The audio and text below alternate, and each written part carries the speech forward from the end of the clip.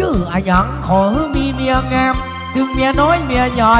จะขอพระคุณสำหรับป่อประพันธ์หมู่หนึ่งมาป่านคือคนร้อยคนร้อย ป่าประพันธ์เนอะป่าประพันธ์ น้ำใจละเปิ้นบะใจน้อยน้อยปั่นคนร้อยขอบคุณหลายหลาย ป่าประพันธ์ สำหรับคุณป่อประพันธ์เอามาปั่น โอ้โห จ้างซอยยิงใจ ผู้ชายหน้าเงิน นาเจ้าแม่แนนเปิ้นเป็นตัวแทนพี่น้องหมู่หนึ่ง อันนี้หมู่หนึ่งเนาะโอ้กำลังหามานี่เนาะ ขอให้ป่อสุขภาพแข็งแรงให้หัวเข่าแข็งเนื้อเจ้าสุขสบายตึงวันข้ามเจ้าบาเจ็บแข้งเจ็บเข่าเจ็บอันใดสักอย่างนางนี่ขอให้ป่อร่ำป่อรวยจกเงินซื้อหวยถูกรางวัลตีหนึ่ง บ่เลี้ยงประพันธ์เอามาปั่นเฮือเห่าที่เหลือในกระเป๋าจะเอาไว้เฮือเมียน้อย ไปใจยายเอาหื้อหลูหื้อเตาหื้อหลูหื้อหลาน ดูหัวเตา จะเมาวัดลำวง เฮือจังเซอกะโคนร้อยเมื่อหนึ่งจะเมาลำวงตัวก่อนเมื่อหนึ่งจะเอาไว้เฮือกับพี่ไอ้สีมา เมืองเมงไลจะมาห้องในงานหนอแม่นีเอาเฮือน้องตีน้องตู่ดาลานีมาเป็นกู้ ค้างแม่ประธานเนอะยังบาหารเสื้อ พ่อหลวงมื่นก็มาแม่หลวงนุ่นก็มาเป็นใจเมตตาเอามาปั่นยืนฮือเปิ้นว่ากำสอนนี่มันแปลงเหลือกำซื้อแม่มาวนี่เปิ้นใจดีทุกทาง อันนี้ตัวแทนของไผ่เจ้า ใจน้วงเป็นตัวแทนของพ่อหลวงเป็นตัวแทนของแม่หลวงจะเป็นหมู่หนึ่งก็ว่าเป็นหมู่แปด พ่อหลวงสมพงษ์ป้นอยู่หมู่สองข้ามมาอ่อนจอนส่งเอามาแล้ว ขอบคุณครับพ่อหลวงส ส่ง มพ ตัว งษ์ แทน อันนี้หมู่หยัง สอง หมู่สอง ป้นส่งตัวแทนเอามา หมู่สองมาละ แล้ว หมู่หนึ่ง ตะวัน ประมาณ กับแก้วของพ่อหลวงหมู่สอง สุดยอดสุดยอด ขอขอบคุณเจ้า ก็คือพ่อหลวงสมพรเฮ้ยเจ้าท่านนูนสิริพัฒนนุกุลนามสกุลเปิ้น ขอขอบคุณสำหรับน้ำ พ่อ ใจ หลวงห ข มู่ อง สอง ผู้นำหมู่ที่สอง จะขอขอบคุณพ่อหลวงสมพงษ์ตะวันคำลองและเปิ้นยังเอามาเยินยังข้างหมู่แปดอันนั้นคือพ่อหลวงหมื่นไปอยู่ที่อื่นซัมบ้ามาอยู่ แม่หลวงตัวแทนหมู่สองกับวัดธรรมดา แม่นประเดี๋ยวหมู่สองเอามาปั่นบนผามกดตี้ทีมงาน จะได้ลาจากอีแม่ขยับ มา เก้ พ่อ อี้ ตะวันและข้าแม่อ่อนจอนผู้นำหมู่สองน้ำใจเกินร้อย อ้าวอีแม่เคลียร์เก้าอี้กับเนอรถจะเอาน้ำแข็งกับทางน้ำแข็งไปทางใน แต่ ขยับ ที่ เข้า จริง ข บั ยับ ใจ เข้า ได้ปะกันบ่อยอะคนละ ขยับ หนึ่ง ขยับ ร้อยก็คือผู้นำหมู่สองน้ำใจไข่หาดหมู่แปดอันนี้ก็ตึงแน่นอนวอนกับเจ้าแม่วอนตะกี้หมู่สองเอาตัวแทนมายืน หมู่ หมู่ แป หนึ่ ด ง นี่ แขก เปิ้นเป็นแขกหมู่หนึ่งหมู่สองนี่เป็นเจ้าบ้าน หมู่สองมาแล้วหมู่หนึ่งมีไหนใครหาน้ำใจ เสียงอย่างเสียงท่าน ก่อนที่จ้างโซเขาจะลงจากห้าน จะขอน้ำใจหมู่หนึ่งแน่นอนโสรศักดิ์ข้ามาอ่อนโจรตะกี้หมู่สองเพิ่นได้เอามาฝากมาแล้ว ห มา มู่ แล้ว สองป้าหลวงสมพงษ์ตะวันตกลงให้หันหมู่หนึ่งแฮมเล่ เตียวเป็นกู้เตียวคนเดียวมันวังเวง จะได้ว่าสาวลำวงงามงาม สวัสดีเจ้าหมู่หนึ่งมาแอวจากป้าหลวงมาปาน สาวลำวงหมู่อย่าง แก นี้ มายิงแต่บะปานปอดใจบัดเดียวคลามันบ่แมนสักกำ มาทำงาน นาเจ้าแม่นำเปิ้นเอามาปั่นไอ้ยังมางานขนาด สาวลำวงหมู่อย่างหมู่หนึ่งอ่ะ หมู่หนึ่ง แล้วสาวลำวงหมู่สองมากันวันเนี้ย สำหรับหมู่หนึ่งมีน้ำใจ ปั่นเพื่อจ้างซอนอเจ้า ปั่นก้าแม่ยิงแต่เล้า แต่การเกิกเด็กมันบ่ได้สักบา อั ท นชุดสีม่วงนี่เป็นแม่บ้านโมอย่างนะ นอนให้ขอบพระคุณรางวัลน้ำใจ ตัวเต้นพี่น้องหมู่หนึ่ง 8 โมงกินข้าว9 โมงขึ้นถาม5 โมงขอสตังค์6 โมงเฮาจะย่า โอ้ อันนี้เผื่อเวลาน้ำใจนะเจ้าขอบคุณป้าหลวง เป็นน้ำใจของทั้งแม่บ้านเข้าป่าอาหารเป็นเรื่องเลี้ยงดีเหลือเกิน ขอบคุณน้ำจิตน้ำใจแม่เมาขี้เล็กเปิ้นว่าจาดมือหนอแม่หนอบ่ได้มาซอยย้อนมันตึกโควิด ขอบคุณนะเจ้าป้าหลวงหมู่หนึ่งป้าหลวงสรศักดิ์นะเจ้า พ่อหลวงสุรศักดิ์ตกติหมู่หนึ่งใจบ้านใจชื่อนะเอามาปัดที่นี้อันนี้ครัวดันบ้านในกันนี้ชายน้องชายพี่มาเด้งเอ๊ะเด้งเอ็นเต้นไป ใส่เข้าไปไม่เลี้ยง ตอนไหนอันนี้จะครัวดันที่ไหนลูกที่ตั้งใดมาถึงแล้วหนอ ประเดี๋ยวปั้นนำขบวนขวาตาลเป็นของไพกันตั้งใดบ่ฮู้ ขยับเข้ามาครับขยับเข้ามาหน้าเว มา ที เฮ ก่อนค ตั รั ว บ จังโซก่อนเด้อ มาเฮหน้าผ่ามซอก่อน มาเดี๋ยวพี่น้องมากันเป็นหมู่ก็บ่ฮู้ว่าจากบ้านไหน แน่พ่อ อันนี้ขวาตาลแม่เลี้ยง เปิ้นก็มาหลายลายนายพระเจ้าท่านนายเอาบ้านเข้าไปช่วยการเขยาวอ่ะซอยแห้งๆไม่เลี้ยง แม่บ้านบ้านเฮานี่เน็ตขันหนักหามขวดดันมาบ่ดอก บ้านเฮาได้ห่วมกินห่วมตาลจวนลูกจนหลาน ก็ได้มา อัน แอ นี้ ว เน้นใหญ่บ่เน้นปริ จะ มา ได้ ณ กินตาลตัวแล้ว หลายพุ่นร้อย วันนี้ หลายนี่ ห่วม ร้อย เป็นเจ้าภาพ เน้นใหญ่บ่เน้นนัก แถมกำมาเดียวแม่บ้านเขย่าช่วยกัน มาเต้นมารำกับจ้างซอจ้างปี พ่อแม่บ้านเปิ้นมาหามขวดดันสุ่มแล้วเป็นผู้นำเฮานี่ สี่แม่ครัวหาครัวตาล เอาไปโซมาหลา บ้าย นนี้ ต่าง บ่มี หลาย เข้าใจ ที่มาหันอย่างอี้ไอพี่บ่เคยหันหามขวดดันมีก้าแม่บ้านก็ใจนั้นน่ะถึงมาหันสักกำกะเจ้าแม่นิง สุดยอดแม่ยิงของผู้หญิงเหล็ก บ้านนี้พอรู้เลยไอ้ว่า ไม่ยิงเป็นใหญ่ หนังสือปีใหม่ไอ้ายได้อ่านมาว่าฮือเสียเวลาขอฮือสู่จำไว้ จ้า เปิ้นว่าของดำจะเป็นใหญ่ ใช่ ปีนี้ไผ่ตึงมาเต้า มาแล้ว ขอบคุณ แห่ง เจ้า ก้องแม่บ้านบ่เดียวเปิ้นได้หามขวดตาลชื่อบ้านอะหยัง แม่เลี้ยงพอบอก ขอขอบคุณแม่บ้านบ้านสารเอารางวัลมาปานไปปะปอมาฟ้อน เจือกับพ่อบ้านมหันชักโคนน่ะเนาะมีแค่แม่บ้าน เฮโคตานปากันมาพร้อมปายปะปอมาเอ็นฟ้อนหน้าผา สุดยอด ขอบคุณสำหรับบ้านสัน แม่บ้านเปิ้นมาเฮขัวตาลนาเจ้าแม่นำพ่อคนใดกองแอมไผ่ตึงบะเต้า รุ่นนี้รุ่นไม่กลัวผัว ไปขัวหยังนำหัวสำหรับสันแห่ขัวตาลม้วนงานเนอเจ้า รุ่นนี้ประกวดแต่เรา ชื่ออย่าง สำหรับขอผัวประกวดหนึ่ง นี่มาใกล้ๆนี่เอาให้หันชื่อน อในเปิ้นแห่ครัวตาลม่วนใจปายปะปอมาช่วยกันเขย่า บุญกินบุญตานของตังแม่เมาให้หันน้ำใจแม่เลี้ยงอุไรรักสวัสดีครับแม่อุไรรัก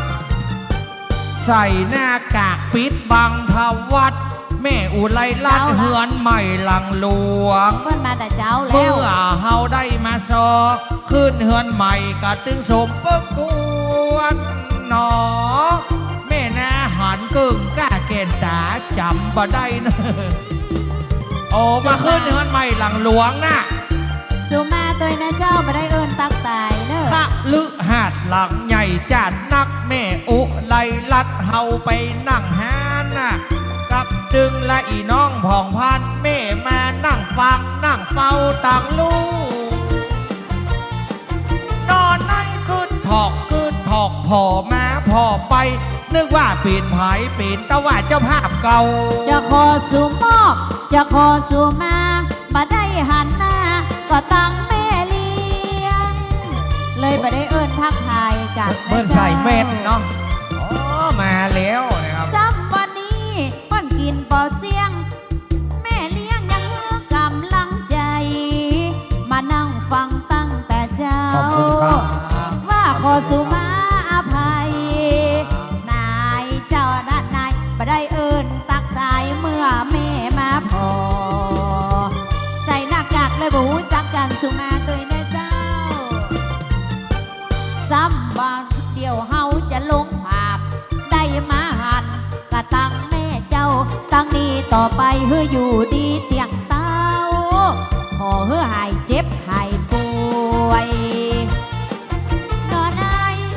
ขอเฮือสุขภาพร่างกายตั้งนี้ต่อไปเฮือดีเหลือเก่าแม่เลี้ยงอุไรรัดแล้วเอามาป่านจากโซขอยกมือยอไม่สากลับน้องชื่อแต่พอจะเหมือนชื่อน้องวิไลล่ะ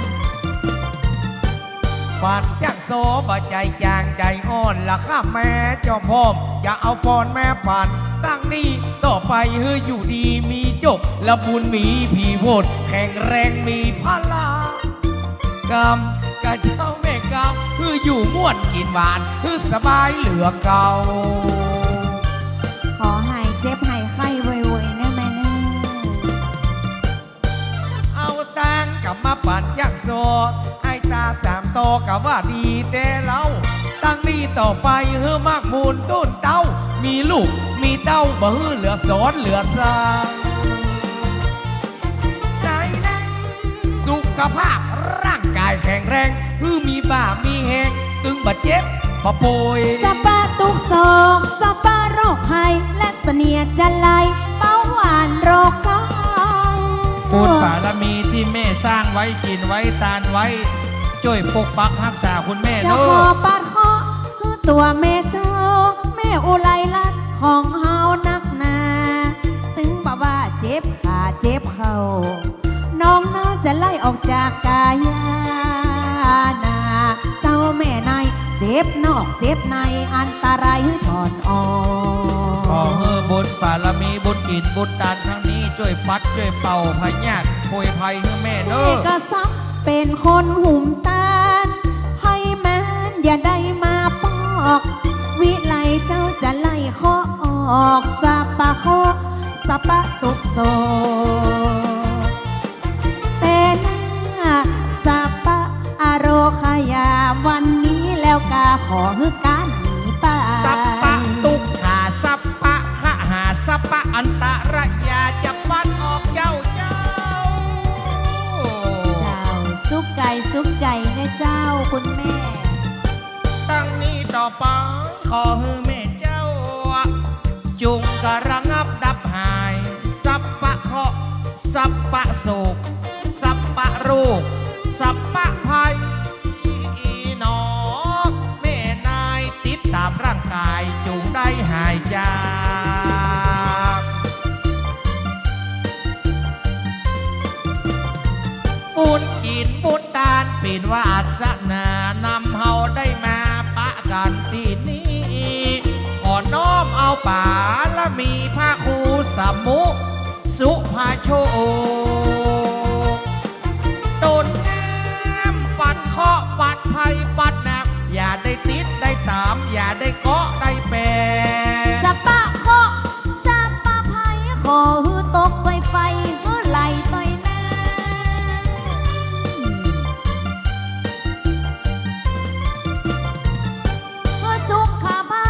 ของตัวแม่จานคือแม่นั้นเขาได้แข็งสุขภาพร่างกายนั้นเล่าตั้งนี้ต่อไปคืออยู่ดีมีแห้งหน้าเจ้าท่านแดงแข็งแรงแข็งแรงกูวันกูค่ำดีวันดีคืนนะเจ้าคุณแม่ บอกว่าเจ็บนอกตึงบอกว่าเจ็บในตกตุยไฟคือมันไหลดันคือมันตกล่องหารีแม่น้ำอย่าได้มาใกล้มาแปดแต่การขอบุญบารมีรักษาคณะศรัทธาพี่น้องตึงหมู่ สปาสุขสปาโลกสปาภัยอย่างโซยิงใจเอาได้ปัดไปแล้ว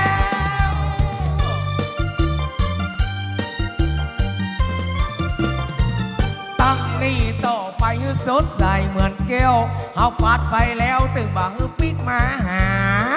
แต่วันแล้วมันก็ของพอค่ำอย่างโซเฮานั้นกันได้เลิกได้ลาแน่กะเจ้าแม่นาถ้ามีเวลาวันหน้าจะมาใหม่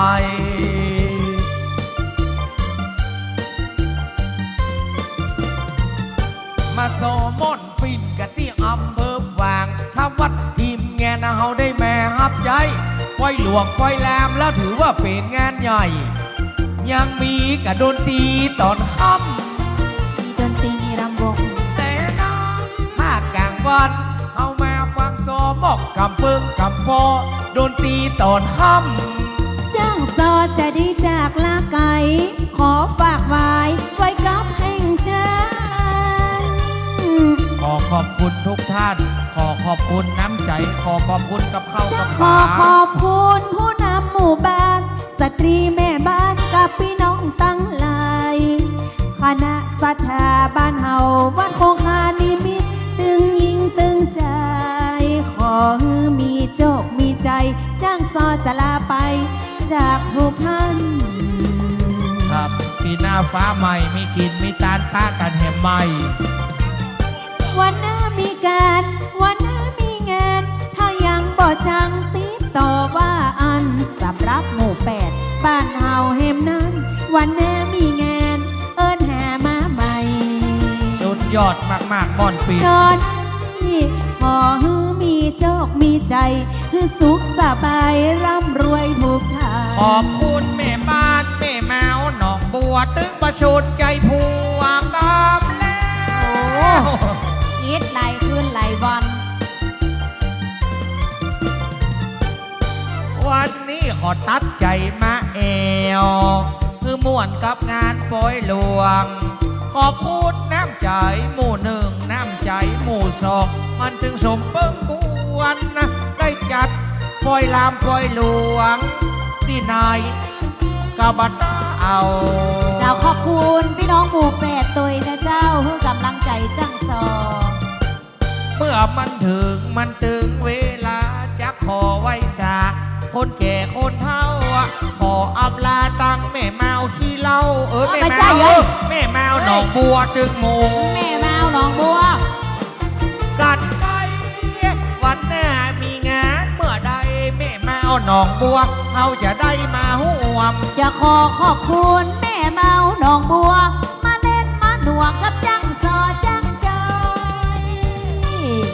ขอบคุณทางด้านขวามือจากโซเลยเนอะอันนี้แฟนพันธ์แท้ ไปบ่ปอคนน้อยคนน้อยกึดยากจะได้ลาไกลขอลาหมู่หนึ่งหมู่สองหมู่19เฮาจะได้ลาไป นายเจ้าท่านนายอยู่กำลังใจจังสอวันค่ำ วันหน้าปะกันใหม่เนอะหันกันได้ไหนกันมาตักมาอื่นกันเนอะ วันนี้บอตาวันหน้าปากันก่อนว่ามีงานลังได้ปิกมานั่งทีมงานเฮาบัดอีน้องพองพันพี่ไอตาจานวิไลจะมาเห็มใหม่แต่ก็ว่าจะขอลาก็คณะศรัทธาปู่ป้าลุงอาทุกคนทุกผู้ วันนี้บัดหน้าวันหน้าก้อยปะกัน ถ้าว่ามีงานขอปิ๊กมาแถมครับ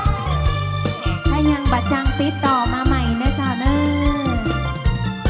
มิตรแฟนพันธ์แท้ต่างจองต่างบ้านอย่างโซนั่งแฮนจะได้กลับหลังหันบอกว่าหมู่หนึ่งและหมู่สองหมู่แปดที่มานั่งแวดที่ได้มาฟังกำกับเจ้าแม่นัวแม่แมวหนองบัว อันนี้ก็สุดยอด เอาแม่เมาหนองบัวของเฮานี่ใจ 100เจ้า ดังนี้กับแฟนพันธ์แท้ 19 แฟนพันธ์แท้เปิ้นได้ติดตาม เมื่อวันนั้นไปปากันที่เวียงกอกเนาะ โอ้ วันนี้ก็ถือว่าสุดยอด ที่ได้มานั่งมาพอ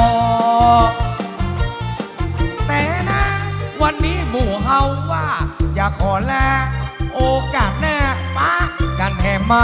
ยังเมื่อก็ยากจะจากลาไก่เหมือนปันปิดหัวใจ เอาไปไหลลงน้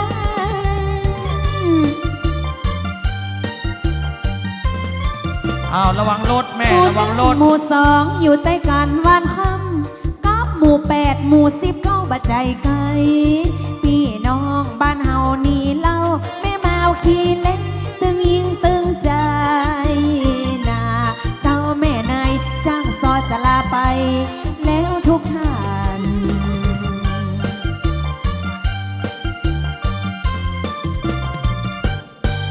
ยกมือขึ้นบายบายเป็นความหมายว่าน้องลาก่อนลา